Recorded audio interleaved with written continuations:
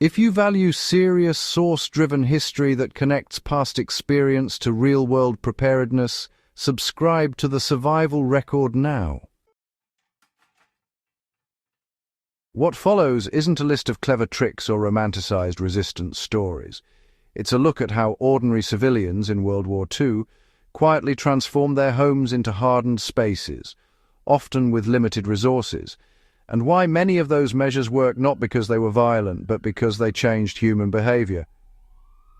One of the least discussed realities of the war is that home defense on the civilian front was not about fighting invading soldiers. It was about deterring intrusion, buying time, and surviving uncertainty. The lessons from that mindset still matter. The first lesson civilians learned was that deterrence mattered more than confrontation. Across occupied Europe and bomb-threatened Britain, civilians quickly understood that most intrusions were opportunistic. Looters, deserters, collaborators, and black market thieves were not looking for resistance. They were looking for ease. Homes that appeared unpredictable or costly to enter were often bypassed entirely. This shifted defensive thinking away from weapons and toward psychology.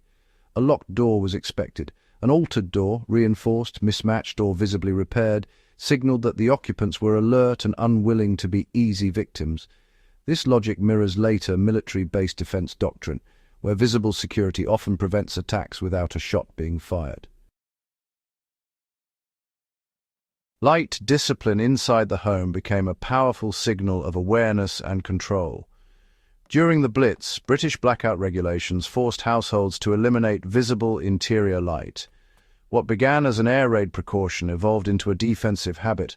Homes that leaked light suggested routine, complacency, and predictable occupancy. Homes that remained dark but active, marked by occasional controlled movement or sound, were harder to read. Burglars preferred certainty. Civilians learned that denying information was itself a form of defense. This principle later influenced Cold War-era civil defense guidance and remains central to modern survival planning. Noise was used deliberately, not avoided, to create the impression of presence. Contrary to the instinct to stay silent, some civilians used controlled noise to suggest that a house was occupied by more than one person. In rural France and parts of Eastern Europe, households developed routines of staggered movement, closing shutters at irregular intervals or letting radios play briefly before being turned off. These were not random acts, they were signals. The goal was to make the home feel watched, dynamic, and unpredictable. Military patrol doctrine later adopted similar principles, recognizing that perceived strength often outweighs actual numbers. Interior layout changes quietly disrupted forced entry and movement. Civilians rarely had the means to reinforce entire structures, but they learned to alter internal flow. Furniture was repositioned to create narrow passageways. Doors were rehung to open inward rather than outward. Stairwells were partially obstructed in ways familiar only to the occupants. These changes were not traps in a cinematic sense, they were friction. Anyone entering without familiarity would be slowed, disoriented, and exposed. This concept, using space to control movement, would later appear in urban combat theory and modern home defense architecture. Windows were treated as vulnerabilities, not viewpoints. In pre-war Europe, windows symbolized openness and light. Wartime conditions reversed that logic. Civilians boarded lower windows from the inside, not to stop artillery, but to prevent quick access. Curtains were layered, not for warmth, but to conceal silhouettes. Broken glass was sometimes left unrepaired longer than necessary because it signaled damage, hardship, and unpredictability. A house that looked intact and comfortable invited attention. A house that looked difficult and unrewarding did not. This understanding of target selection aligns closely with later criminological studies. Community signaling replaced individual defense. One of the most overlooked defensive measures was collective awareness.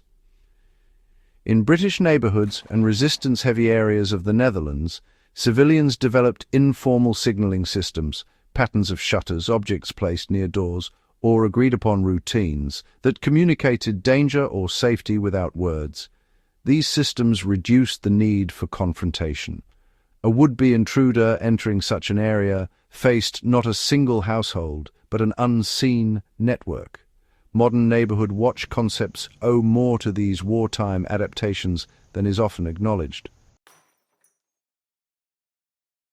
Scarcity itself was weaponized as a defensive posture.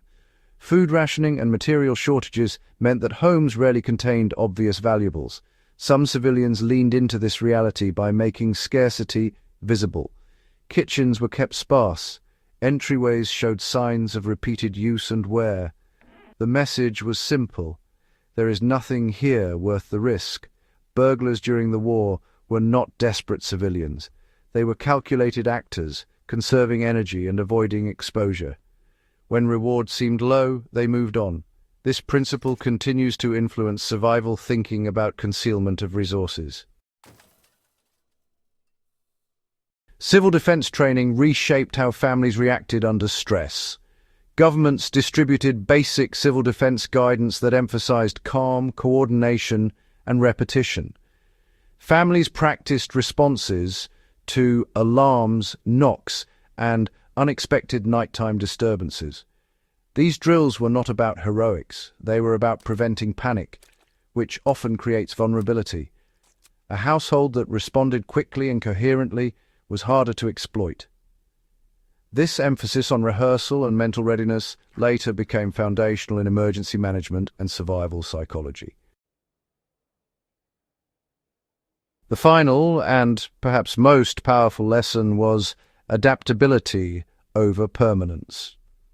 Wartime civilians understood that no defensive measure was permanent. Conditions changed.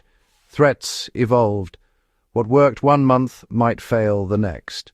Homes were adjusted continually, sometimes subtly, sometimes dramatically.